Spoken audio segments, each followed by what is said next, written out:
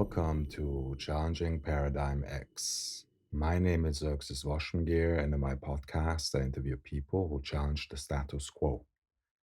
In this episode, we will talk about why it is important for your brand to go direct with your audience and build human relationships. If relationships are a currency in business, we'll talk about the role of purpose in business and life, and if business is the web of our society. My guest today is Natalie Riviere. She's the CEO of the Commetta Collective. Commetta is an international communication collective focusing on online marketing for social and conscious businesses. One of the main focuses at Commetta is lifestyle and health, because the people at Commetta believe that when they come first and are healthy, they can also create more impactful work. Amongst other things, Natalie already did inbound marketing before that was even a term. And at the other hand of her professional work is her deep experience in yoga, meditation, and nutrition. This is an integral part of her life and her work. So if you're interested in these topics and this fascinating personality, stay tuned. So hi, here's Xerxes, and today I'm here with Natalie Riviere. So Natalie, please introduce yourself. Who are you? First of all, very grateful to be here. Thank you so much for having me. I professionally identify as a social entrepreneur. I've been working in the field of online marketing for over a decade as a consultant, and now for many years as a collective of contractors that are niched in particularly inbound marketing. And we're at the service of companies in the conscious business sphere. So most of our clients fall within the industries of education, health, environment, entrepreneurship, culture. If you've heard Okay, of the B beautiful. Corp movement, we're trying to take more space online with the change makers and also give them more room in our economy. Okay, great. And why do you do what you do? At the base, it is a mission to shift paradigms. So it's perfectly suited for this conversation and this podcast. There's a lot of change that I felt our world needed. And the best way that I felt I could use my time towards that change was to dilute the media with positive, true, authentic content and dilute our economy with social, local businesses that are using business as a force for good to solve needs and problems and not just be focused only on profit. And how come you came to this field or went into this field? I often experience that people do after a certain time what they do because they had certain turning points in their life. Did you experience anything like that before you went into this field? Yes, I would say I'm in this field due to what I feel is the necessary work that I can contribute to at the moment. It wasn't really a thought of, wow, everything's so great. What do I want to do here? I'm following my heart, absolutely, but following what I feel I can contribute, like a mission that I feel connected to. I was in business school for long periods of time, college, university, and I was about to graduate. And I really didn't want to enter the corporate box, the machine that was around me, particularly in uh, business school, as the direct path ahead of me. I did an exchange and studied and lived in Australia for a semester. And on the side, to keep myself fulfilled and happy, I was deeply involved in hobbies in the alternative health sphere. So, yoga, plant based nutrition, meditation, and also arts. So, working as a makeup artist part time during school, and I was singing in a band. And in Australia, where I was staying in Melbourne, actually, they had this street and this whole community that was living full time off the arts. The arts were very supported. They had met the industry. So it was in let's say, entertainment, but also corporate recordings. And so a whole entire community of people living really well off of this. And so at one point in reflection on the trip, I was at a music festival, took some space, and was just really thinking of how could we feel here like we do have the opportunity to do what we want to do. We are here to be ourselves. There is space for us to tap into what we feel is needed and then follow that. I also love to travel. And so location independence was something I wanted to maintain, not have to start over every time I went somewhere new. And really just facing the reality of being a woman about to go into the corporate world, having the potential to bring in children to this life. I was really struck with how I would answer the question of why I brought them here. Like, how would I tell them about our governments being corrupt and our systems not being optimal or reliable? How would I address the fact that our environment isn't secure and our future, therefore, isn't either? And so I was really motivated to go into this in order to make a change that I felt the world needed to be more confident about bringing more people into it and would make me more proud to share what we've done with it and where we were at. And when was that happening, this process? Oh boy, this was in 2004, so a long time ago. Okay. Okay. And since then, you're in this field where you work with companies that are in the conscious field. And Exactly. I started in the arts because of having been in music industry at that moment. There was a lot okay. of people around me that were wondering how, we were getting people to our shows. How are we successfully putting on these events? So I started a company with a friend that was in the band with while we were still in university to help people in arts put together shows, fundraisers, Mm. like flyers, promotion, PR. And so registered the business at that time. And then Mhm. upon graduation, early on, after working shortly with a family business I have that's in the environment sector, I got recruited to the music industry. And this was actually the time that Napster hit. That's when music became free and their product got deemed valueless, at least for the music sharing component. And my client had 12 record labels. And I eventually, with them really not knowing how to handle this, what to do, where to go, recommended that they go direct to their consumer base with content, newsletters, really tap into their fan base, direct relationships, as well as sell their own catalogs. And so they were my first client that I hired to build a e-commerce platform for their own Okay. music. Even if, eventually iTunes deemed a song worth 99 cents, that's fine, but sell it yourself, go direct. The more independent movement is what I felt was best, and that is what followed in that industry. And I got to say it was such a wonderful case study. It was an incredible learning to begin my career in online marketing in the music industry at that time. And it was perhaps also a perfect opportunity to learn how to deal in crisis situation with your customers and Mm. create new perspectives for and with your customers. Because in a Yeah. way, now we are experiencing a similar situation as perhaps then when your customer was threatened by Napster and iTunes. Yep. Now it's a global thing, not just for one Yeah, industry. exactly. So what are your thoughts on that for situations as we are in right now? Maybe in general, maybe in specific. Mm. I had never really made that connection, but it's a wise one and it is valid. I think, you know, even though so much is changing online all the time, I get that question a lot. How do you keep up?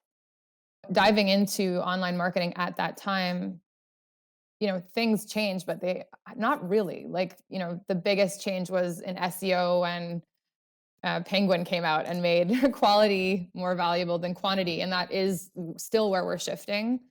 And that's where my instincts were even at the time, the idea to go direct, to own your relationships, to be connected directly to your clients is still the message that I'm sharing, especially now when we are all online based. This is more relevant than ever.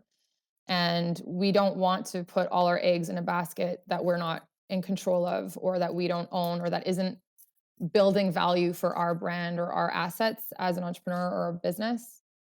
And so the way that I approached online marketing at the time ended up being called inbound marketing, which is the marketing that you really own as a company. It's the organic strategies to connect with leads and build community.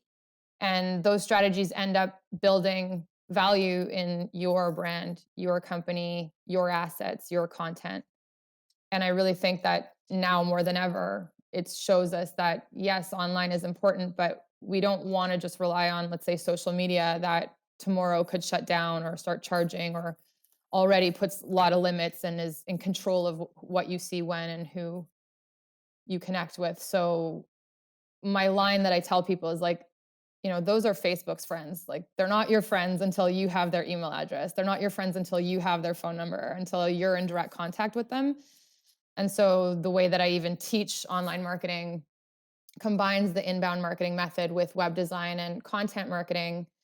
And it reinforces that there's three phases of what we're dealing with. And it's strategic management, it's reputation management, which is where SEO and social media fall. And it's huge. But relationship management happens with email marketing directly to your contacts, your database, and through the website that hopefully you own and that represents the value of your brand. So, what you basically say is that apart from being able to manage the relationship with your customers, also you talk a lot about independence I guess from so. big platforms in a way that I understand it. Yes. Do you think anything else is important? The way you work from your perspective, like apart from independence, when you look Mm. at how marketing today or also in the future, with the Yeah. perspective that the way you also know how social media platforms, for example, work and the limitations they give, is there other things that you think that are really important to consider? Yeah, the key word in that system and in these conversations is relationships. I believe now we're ready to like put at the forefront the fact that relationships is the currency in business. It's really the currency that as a marketer, at least I've realized it is my job to attract, build, and maintain long-term relationships for clients. And that brings up the word human, that this is a human story. And I do also have a lot of gratitude for my background in yoga and meditation and nutrition and wellness and general health, which serves me constantly in this process as well, especially in crisis. So then and now, having my personal practices be rooted in those techniques that help with emotional regulation and stress management, that allows me to then meet these clients in these vulnerable areas. Even if it's not in a crisis time, it's difficult to promote yourself. It's difficult to talk about yourself. Like, you can do that for other people, but we can't be the observer and the observed at the same time. So it's very difficult to tell your own story, and you need someone to do that for you. And that's a vulnerable place, and that's a intimate place. And so at the end of the day, regardless of the technology that we're using and how far it goes, we're human beings behind it. Every click is in the sense of a purchase of a relationship that's being built is a human on the other side of that click. And so I think that, where I'm getting to speak about more and more, which is a sign of it being something that we're more and more ready for and more relevant for our times, especially again now, given this crisis, is our humanity. The fact that we are energetic, emotional, sentient beings, and that's really, you know, behind the numbers that you value in your business, behind your strategies are people with feelings and, human realities that we need to, I think, honor and connect to and ideally add value to. So, my key question is what paradigms do you think need to be challenged? The one hand in your industry, in your work. Mhm. Maybe at the other hand, if you want to talk also in general, maybe for the world today in this particular situation, perhaps, and humanity. So it's really up to you. That's a big question. Okay, well, I'd say that, our discussion even kind of reinforced that that's sort of always the path I've been on, like from my initial thought of things need to change and coming from the perspective of business and specialized in marketing, I kind of see that we're still in our barter system. It's just times 7 billion plus people now, and we have a medium of exchange between us, money, but we're still in an exchange system. And in order to exchange, it comes down to the ability to communicate what you're available to exchange, and then the ability to actually exchange it, to have that transaction. And right now, that's online for us, and especially in this crisis, it's literally all we've got. And so I was grateful that I entered this field at the time that the internet was so becoming so accessible and becoming a marketplace for us. And it was one that already was shifting a paradigm for communications, let's say globally. Right now everyone's online, and we haven't had that kind of marketing power or even communication power since pre-television, when everyone was just listening to the radio and you had 100% of everyone in one place. And so the internet presented that in terms of marketing and communication. It was the first communication tool that we had globally that wasn't built for advertisement. It wasn't obliged to be a one-way propaganda vehicle. So the internet itself was a paradigm shift for mass communication and marketing. And then within the internet, I would say what I'm specialized in, the concept of inbound marketing, or these organic marketing methods, communication methods, that was a paradigm shift as well, because everyone hit the internet the same way they knew how to use the other promotion tools, is like just sell advertising, and one way, me, like blah blah blah. We have the opportunity to have two-way communication now, connected conversations. So inbound marketing in and of itself represents a paradigm shift within online marketing. And I think it's a term people are more used to now. And even social business as a concept was a paradigm shift to say, hey, business shouldn't just be about profit. Let's look at the planet. Let's look at people. Let's look at purpose. And that, business should be solving a problem. And if you're not solving a problem with your business, then what are you doing? And so these were the subjects that I've been rallying at the beginning, feeling that that's where we needed to go in our barter system, to know that social business, conscious business is an option and an industry in and of itself, kind of competing with the death and dying industry that we've all been like built up on. There is a life and living industry. And so that's represented through these B Corps, through these social businesses. And then I would say how I'm even, that personal reflection of how do I want to live? Like if I were to bring a human here, I would want to be able to be home with them or travel with them, you know, even if I'm not, the fact that I have, people in my life that if you want to see one day. I really never felt that it made sense, or it was so healthy to be stuck in this 9 to 5 box of going in and checking out, and just felt so robotic and not human.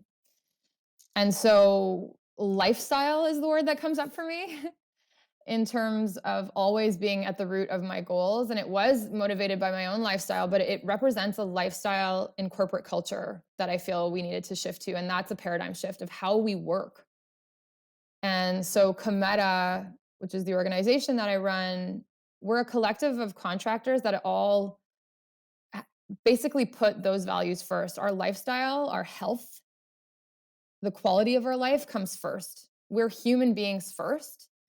And by honoring that and taking care of each other that way and supporting each other and reminding each other that that's what the opportunity we have right now together, it really allows our work to be more impactful and higher quality and, truly, truly valuable, because it's so pure and positive and really very, very intentional. So the way that I'm running the business, the business that I'm building, the behind the scenes, the collective component to it represents a new way of working for contractors. I've always felt in this barter system that it was risky to put all your eggs in one basket. So the idea of being employee and banking on a big company to pay your pension and, retire. I mean, we've been seeing it for a long time that that's not reliable. And now in this crisis, my God, did that just show up to say, hey, look at like the big companies are the first ones to break down and shoot you aside. And, it's the smaller businesses that are representing the stories of hope and the resilience that's needed to be able to adapt. And entrepreneurship is a game of resilience. It's a leap of faith every day. I define it as faith.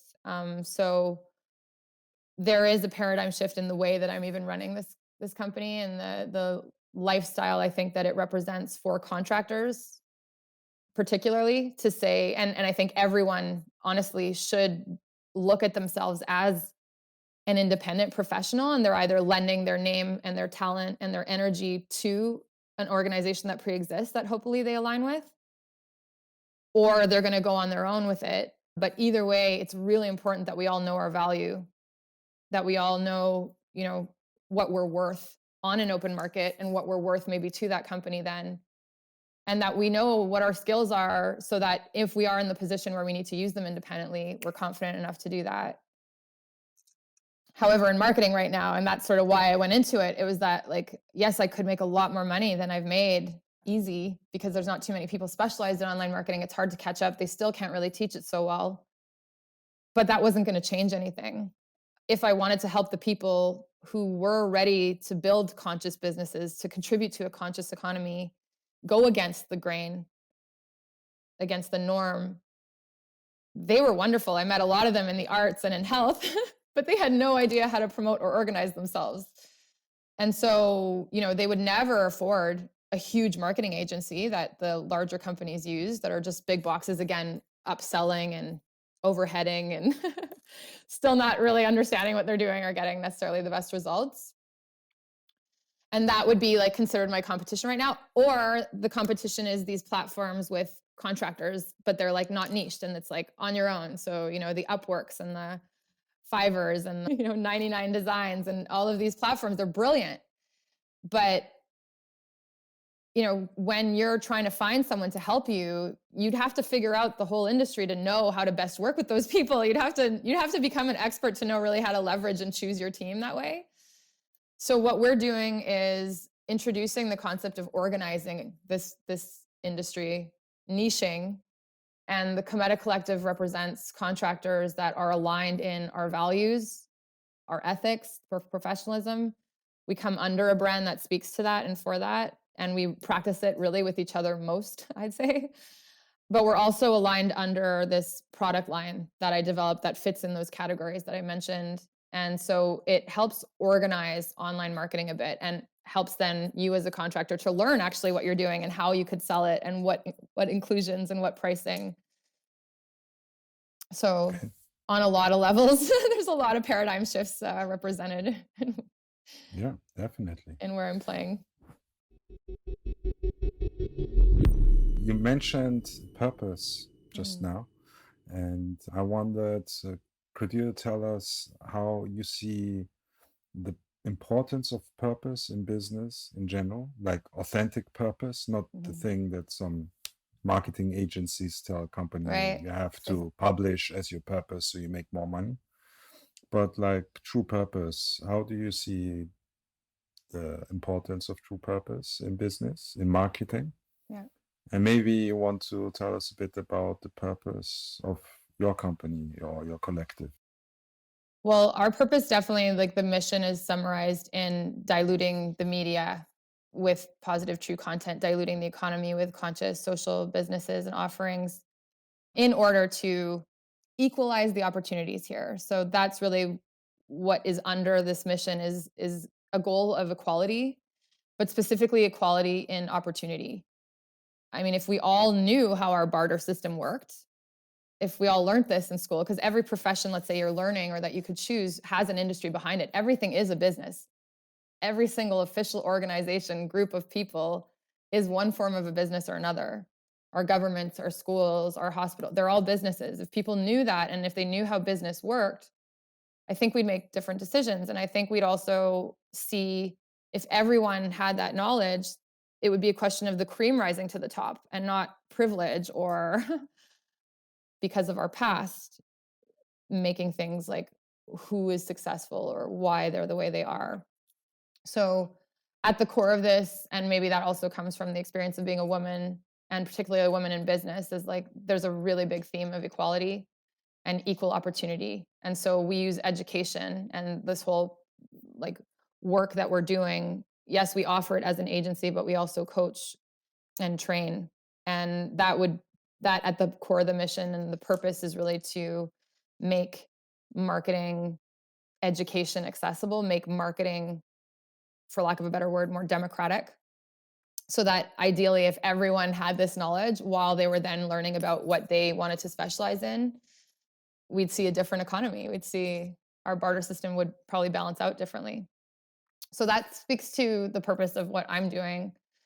And then the importance of purpose in general, I think not only is it tied to health, like if you look at, some of the like longevity studies of people that live the healthiest or are the happiest, they're in community and they have meaning and purpose. And so this maybe brings up more of like the yoga side of our conversation. The word that came up for me strong when you were asking is energy. It's like energy alignment. So if you can talk about purpose, yes, as like know your why or as a marketing piece, I get that. But when you are aligned with your true purpose, when there is deep meaning in what you're doing, when you feel connected to what you're here for and the opportunity you have in that moment, and all of those things are aligned, that moment, your energy and intention and attention and a bigger picture that it's meaningful for you, I think that that's actually when impact can happen. That's actually when change happens. And being able to change feels like a superpower. Like life is change, but somehow we all are change averse and resistant. However, when you align with a purpose and are able to surrender to something that is bigger than you, this energy shows up to allow you to connect to it and guide you through it and bring you along it. And it takes you far beyond something you could ever do from your own mind, thinking that that's your purpose. What do you think is the necessary evolution or revolution to take place in business from your perspective, from your experience? I think we're seeing it right now in the fact that we just learned about what's essential for us. And then now, as we go further in this crisis, we're also learning about how we've been treating those people that are essential. I think the truth always wants to come out, and we're at a moment where a lot of truths are coming to surface. This is a revealing time. It's also a transformative time. And so business and the economy and the barter system are not inherently bad. They're actually brilliant. Like really, if you think about it, a barter system that can connect all of us and make sure we all have shelter or food enough to be alive right now. Like I'm not speaking to the quality of all of our lives, but the fact that we're all here with enough to be here and somehow finding our way to trade, that system is fascinating. It's brilliant. And it's not inherently disproportionate as a concept. So it really comes back to that human word that like at the end of the day we've been focused on numbers or, reach, and it's really numbers, like whether it's marketing numbers or dollars, but behind all of that is our human beings and the quality of their life and how we treat each other, and I would even extend it to how we treat our animals, like, you know, how are we treating the living beings on this planet in this economy? How does the economy allow for the quality of our lives? I think when we match business to that being something healthy and to actually have quality to all of the life, I think business is the way, honestly. It is the system we have in place between us. It's what connects us. It literally is the web of our society. It's a beautiful thing. It just needs to have a lot of truth come out and have a lot of recalibration. And I think Okay. that the way to get there, at least from what I've seen in the mission I'm tapped into, is by educating and being a part of revealing the truth about how it works. And that's Okay. sort of what we're committed to as the Commetta Collective is like we, want everyone to know how to trade, how to communicate what they're available to trade. And once they know how to do that, they'll probably make different choices about the businesses around them once they understand that they are businesses, and they'll have different opportunities and be able to do more with their own time and purpose, because they won't be blocked by not knowing how to go about it. So, yeah, I always say that I personally believe that we need to focus more on purpose in business, Mm. and that the paradigm of profit maximization doesn't really match our times anymore. It was matching different times, but those have passed, and we have Yeah. now big challenges ahead of us. Not with the pandemic. The pandemic might kick off something that might lead to a bigger transformation. But I think the question of what is our purpose in business, in our personal life, in business, and in our society, but actually as humanity, in times where we are having major challenges for us as humanity, it's really important. So I personally would love to see more of a shift towards from profit maximization to, yes, we need to make profit, but we need to actually maximize purpose. Yeah. It's So not that money is a bad thing at all, and I've always had to also reinforce that. So, like, when I started teaching again, long, long time ago, people would get angry when they find out about how it actually works, and fair enough, of course. But it's not that business is a bad word, and it's not that money is a bad word. And so we want to actually, please, I wish everyone, the abundance, especially if they're in a place where they're driven by more than just that. Like, I hope that you'd have it in order to achieve those goals. It's the medium of exchange in our barter system. It's not the point of exchange. It's not what we're actually exchanging at the end of the day. That's not what we're here to deliver or serve or do. It's just the medium. It helps us organize the barter system times 7 billion plus people. So we just it's fascinating. As a system, we just haven't gotten to the rest of the story. Like it literally is just the the way to get there, but not yeah, where we're going. my final question is about, you've talked a bit about it already. So what's the impact that you want to have with your work and everything else you do, your life, the life of the people around you, and maybe even humanity? I was driven by the goal of educating as a way to equal the opportunity in our economy. And when I started educating at the beginning of this, people were all for it after they got over being angry about it. But then they had nowhere to go. And so I had to develop a company that could actually help them in an affordable way, in an accessible way, before I could really turn on the education engine. So I would love in my lifetime, personally, my goals are to make marketing and therefore economy, exchange system,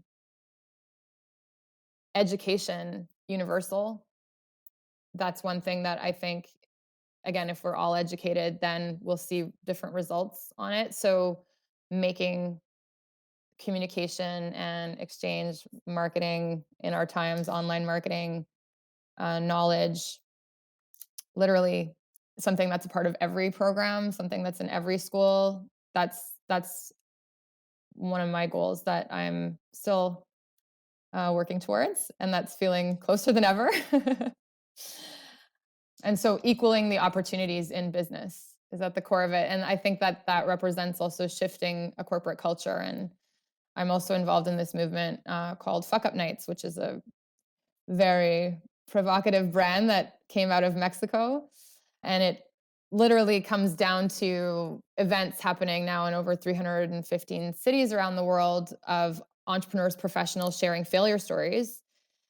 And that's Okay. fun, and that's the acronym, and it is fun. But what it's representing is more of an actual also paradigm shift in corporate culture to bring us towards more empathy, towards more transparency, towards more vulnerability. Again, the fact that we're humans and this isn't easy and life is change. So it's not always on the up curve and it's not always great. And it points to the work of Dr. Carol Dweck out of the US on the growth mindset and how, everything is happening on this kind of curve. And if we stop at the down point and you focus there, yeah, it's going to feel like a failure. And it might be if that's where you cut off. But if you keep going, it inevitably will just go up and down again. Okay. And if I were to share from my business training, one of the diagrams that comes back all the time is the concept of product life cycle. And that touches on change as well. And how if you make a product, and let's use, gas cars, that the product inevitably life cycle will go up and then it'll go down. And the goal isn't to like ride it until every drop of oil is out of our planet and it has completely decomposed. The goal would be in wise business, which is a profession that we all learn and honor, to reinvent based on demand, using business as a force to solve problems, to meet needs and demand. And so you would want to launch that more sustainable energy solution and then improve it and improve it so that as a business you ride this steady wave through the process of reinvention and finding that union, that yoga, that steady point, that common point in change. And Okay. so I guess that's part of what I'd like to educate in my Okay. Great. lifetime here. And I hope Great. that serves. I'm sure. Okay. Great. Thank you very much for this very interesting conversation. Thank you. And yeah, I wish you a great day.